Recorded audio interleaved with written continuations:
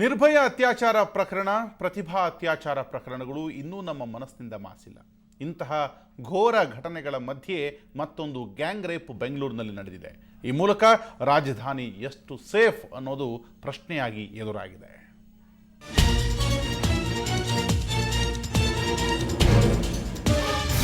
ದಿನಾಂಕ 3-10-2015.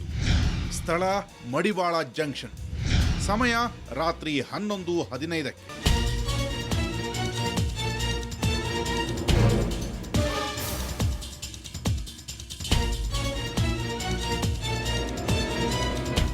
ಅವತ್ತು ಬೆಂಗಳೂರು ಮತ್ತೊಂದು ಘೋರ ದುರಂತವೊಂದಕ್ಕೆ ಸಾಕ್ಷಿಯಾದ ದಿನ.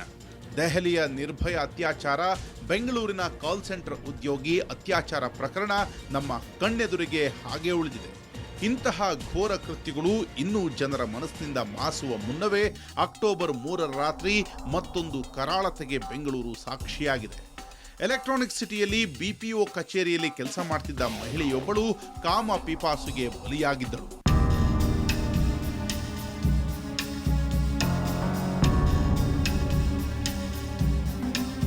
ಮಧ್ಯಪ್ರದೇಶದ ಗ್ವಾಲಿಯರ್ ಮೂಲದ ಯುವತಿ ತನ್ನ ಸ್ನೇಹಿತರ ಮನೆಯಲ್ಲಿ ಪಾರ್ಟಿ ಮುಗಿಸಿಕೊಂಡು ಬೊಮ್ಮನಹಳ್ಳಿಯ ಬಳಿ ತನ್ನ ಸ್ನೇಹಿತೆಯರೊಂದಿಗೆ ಬಸ್ಗಾಗಿ ಕಾಯ್ತಿದ್ಲು. ಆಗ ಅಲ್ಲಿಗೆ ಬಂದಿದ್ದೇ ಈ ಯಮರೂಪಿ ಟೆಂಪೋ ಟ್ರಾವೆಲರ್.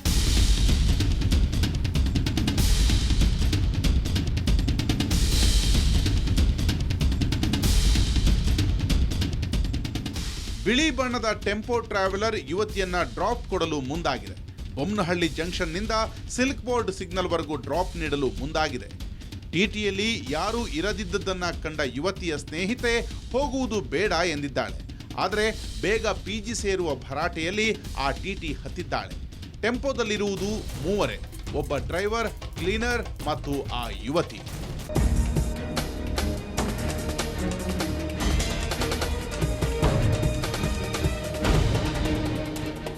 ವಾಹನದಲ್ಲಿ ಬೇರೆ ಯಾವ ಪ್ಯಾಸೆಂಜರ್ಗಳು ಇರಲಿಲ್ಲ.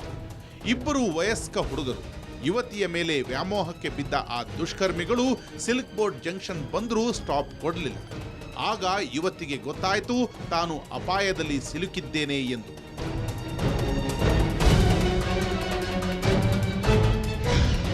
ಮುಖಕ್ಕೆ ಗುದ್ದಿದ ಆರೋಪಿಗಳು. ಕೂಡಲೇ ತನ್ನ ಸ್ನೇಹಿತರಿಗೆ ಕರೆ ಮಾಡಲು ಮೊಬೈಲ್ ತೆಗೆದಿದ್ದಾಳೆ. ಕೂಡಲೇ ಒಬ್ಬಾತ ಯುವತಿಯ ಕಪಾಳಕ್ಕೆ ಹೊಡೆದಿದ್ದಾನೆ. ಯುವತಿ ಕಿರುಚಾಡಿ ಡೋರ್ ತೆಗೆಯಲು ಮುಂದಾದಾಗ ಯುವತಿಯ ಮುಖಕ್ಕೆ ಗುದ್ದಿ ಹಲ್ಲೆ ನಡೆಸಿದ್ದಾನೆ. ಡ್ರೈವಿಂಗ್ ಸೀಟ್ನಲ್ಲಿದ್ದ ಮತ್ತೊಬ್ಬ ಯುವತಿಯ ಶಬ್ದ ಕೇಳಬಾರದು ಅಂತ ಮ್ಯೂಸಿಕ್ ಸಿಸ್ಟಮ್ನ ಸೌಂಡ್ ಜಾಸ್ತಿ ಮಾಡಿದ್ದಾನೆ.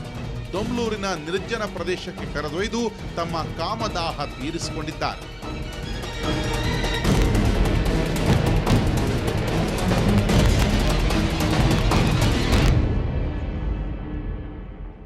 ನಿತ್ರಾಣಗೊಂಡಿದ್ದ ಆ ಯುವತಿ ತನ್ನ ಸ್ನೇಹಿತೆಗೆ ಫೋನ್ ಮಾಡಿ ಕರೆಸಿಕೊಂಡಿದ್ದಾಳೆ. ಆದರೆ ಅತ್ಯಾಚಾರ ನಡೆದ ವಿಷಯ ಯಾರ ಬಳಿಯೂ ಬಾಯ್ಬಿಟ್ಟಿಲ್ಲ. ಹತ್ತಿರವಿದ್ದ ಸೇಂಟ್ ಜಾನ್ ಆಸ್ಪತ್ರೆಗೆ ದಾಖಲಾದ ಯುವತಿಯನ್ನ ಪರೀಕ್ಷಿಸಿದ ವೈದ್ಯರು ಬಲವಂತದ ಅತ್ಯಾಚಾರ ಆಗಿರೋದನ್ನ ತಿಳಿಸಿದ್ದಾರೆ. ಮಾಹಿತಿ ಪಡೆದ ಮಡಿವಾಳ ಪೊಲೀಸರು ಆಕೆಯಿಂದ ದೂರು ತೆಗೆದುಕೊಂಡು ತನಿಖೆ ಸ್ಟಾರ್ಟ್ ಮಾಡ್ತಾರೆ.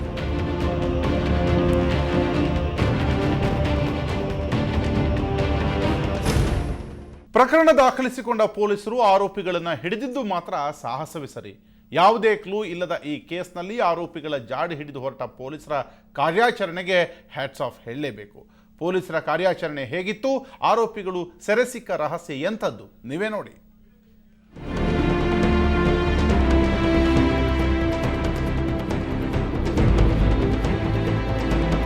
ಕಾಮದಾಹಕ್ಕೆ ಬಲಿಯಾದ ಯುವತಿ ಸೇಂಟ್ ಜಾನ್ ಆಸ್ಪತ್ರೆಯಲ್ಲಿ ಚಿಕಿತ್ಸೆ ಪಡೆದ ಬಳಿಕ ಇದೊಂದು ಗ್ಯಾಂಗ್ ರೇಪ್ ಅನ್ನೋ ವಿಚಾರವನ್ನ ಮಡಿವಾಳ ಪೊಲೀಸರಿಗೆ ಗೊತ್ತಾಗುತ್ತೆ. ತಕ್ಷಣವೇ ಯುವತಿಯಿಂದ ಎಷ್ಟು ಸಾಧ್ಯವೋ ಅಷ್ಟು ಮಾಹಿತಿಯನ್ನ ಕಲೆ ಹಾಕ್ತಾರೆ.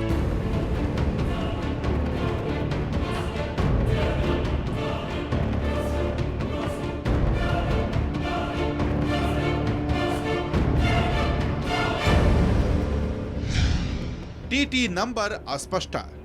ನಿತ್ರಾಣಗೊಂಡ ಯುವತಿಯ ಹೇಳಿಕೆಗಳು ಅಷ್ಟಕ್ಕಷ್ಟೇ. ಆದರೂ ಆ ಯುವತಿ ಟೆಂಪೋ ಟ್ರಾವೆಲರ್ ಒಳಗಿನ ಚಿತ್ರಣ, ಡ್ರೈವರ್ ಭಾಷೆ, ಅವರ ಮುಖಗಳನ್ನು ಹತ್ತಿರದಿಂದ ಕಂಡಿದ್ದಳು. ಜೊತೆಗೆ ಟಿಟಿ ನಂಬರ್ ಪ್ಲೇಟ್ನ ಮೊದಲ 2 ನಂಬರ್ಗಳನ್ನು ನೋಟ್ ಮಾಡಿಕೊಂಡಿದ್ದರು.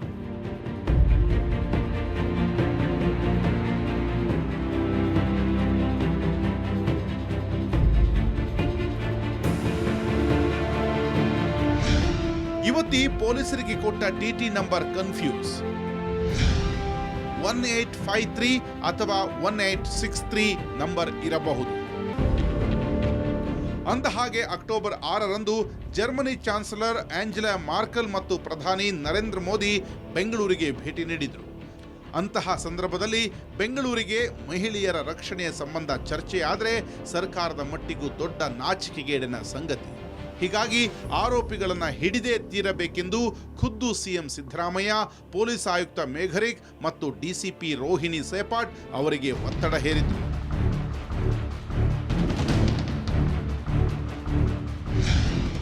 $450 ಟಿಟಿಗಳ ತಪಾಸಣೆ. ಯುವತಿ ಕೊಟ್ಟ ಆ ಟಿಟಿ ನಂಬರ್ಗಳನ್ನು ಟ್ರ್ಯಾಕ್ ಮಾಡಿದ ಪೊಲೀಸರಿಗೆ ಆಶ್ಚರ್ಯವೊಂದು ಕಾದಿತ್ತು. ಯಾಕೆಂದ್ರೆ ಯೆಲ್ಲೋ ಬೋರ್ಡ್ ಟಿಟಿಗಳು ಬೆಂಗಳೂರು ಒಂದರಲ್ಲಿಯೇ 11,000ದಷ್ಟಿವೆ. ಇಷ್ಟು ಟಿಟಿಗಳಲ್ಲಿ ಯಾವುದು ಅನ್ನೋದೇ ಪೊಲೀಸರಿಗೆ ಸವಾಲಿನ ಪ್ರಶ್ನೆಯಾಗಿತ್ತು.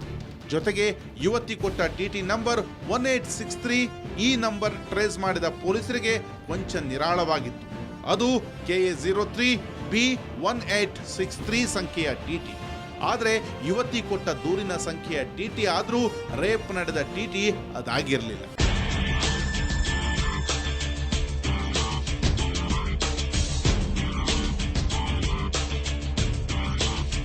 ಯುವತಿ ಅಂದಾಜಿಸಿಕೊಟ್ಟ ಟಿಟಿ ಸಂಖ್ಯೆಯು ಕೂಡ ಅವತ್ತು ಅದೇ ಮಾರ್ಗದಲ್ಲಿ ಸಂಚರಿಸಿತ್ತು.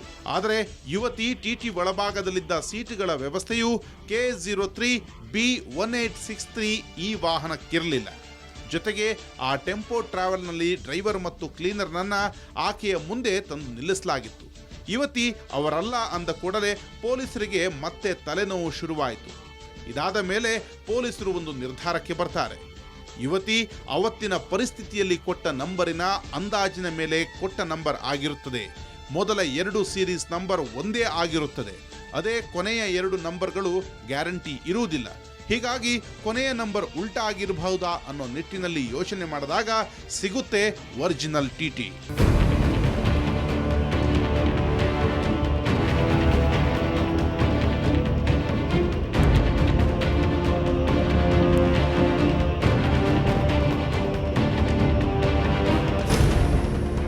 ಒಂದು ಅಂದಾಜಿನ ಮೇಲೆ KA03 D1836 ಟಿಟಿಯನ್ನು ತಪಾಸಣೆ ಮಾಡಿದಾಗ ಯುವತಿ ಟಿಟಿಯ ಒಳಭಾಗದಲ್ಲಿ ವಿವರಿಸಿದ್ದ ಸೀಟಿನ ವ್ಯವಸ್ಥೆ ಈ ಟಿಟಿಯ ಸೀಟಿನ ವ್ಯವಸ್ಥೆ ಒಂದೇ ಆಗಿರುತ್ತದೆ.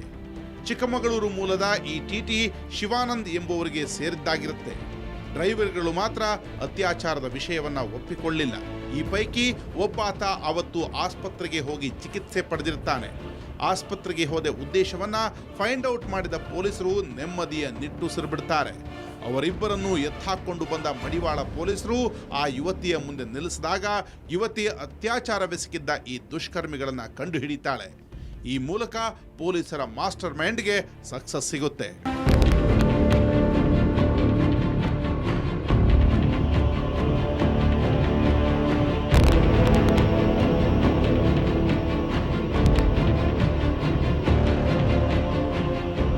ಚಿಕ್ಕಮಗಳೂರು ಮೂಲದ ಈ ಆರೋಪಿಗಳು 3 ವರ್ಷಗಳ ಹಿಂದೆ ಬೆಂಗಳೂರಿಗೆ ಬಂದಿದ್ದರು. ಸೋದರ ಮಾವ ಟಿಟಿಯನ್ನ ಸಾಫ್ಟ್ವೇರ್ ಕಂಪನಿಯೊಂದಕ್ಕೆ ಅಟ್ಯಾಚ್ ಮಾಡಿರ್ತಾರೆ. ಕೆಲಸವಿಲ್ಲದ ಇವರಿಬ್ಬರಿಗೂ ಟಿಟಿ ನೋಡಿಕೊಳ್ಳಲು ಕೊಟ್ಟಿರ್ತಾರೆ. ಆದರೆ ಇವರಿಬ್ಬರು ಅಕ್ಟೋಬರ್ 3ರ ರಾತ್ರಿ ಎಲೆಕ್ಟ್ರಾನಿಕ್ ಸಿಟಿಯ ಬಾರ್ ಒಂದರಲ್ಲಿ ಕಂಠಪೂರ್ತಿ ಕುಡಿದು ಬೊಮ್ಮನಹಳ್ಳಿಯಿಂದ ಚನ್ನಮ್ಮನ ಕೆರೆ ಅಚ್ಚುಕಟ್ಟು ಮಾರ್ಗಕ್ಕೆ ಹೋಗ್ತಿದ್ದಾಗ ಡ್ರಾಪ್ ಕೇಳಿದ ಆ ಯುವತಿಯನ್ನ ಹತ್ತಿಸಿಕೊಂಡಿದ್ರು. ತಾವು ಮಾಡಿರುವ ಕೃತ್ಯವನ್ನ ಒಪ್ಪಿಕೊಂಡ ಆರೋಪಿಗಳು ಇದೀಗ ಪೊಲೀಸ್ ಕಸ್ಟಡಿಯಲ್ಲಿದ್ದಾರೆ. ಯಾವುದೇ ಸುಳಿವಿಲ್ಲದ ಈ ಕೇಸ್ನಲ್ಲಿ ಪೊಲೀಸರು ಪ್ರಕರಣ ಭೇದಿಸಿದ ರೀತಿಯಂತೂ ಸಾಹಸವೇ ಸರಿ. ಬೆಂಗಳೂರಿನಿಂದ ರವಿಕುಮಾರ್, ಕ್ರೈಮ್ ಬ್ಯೂರೋ, ಸುವರ್ಣ ನ್ಯೂಸ್.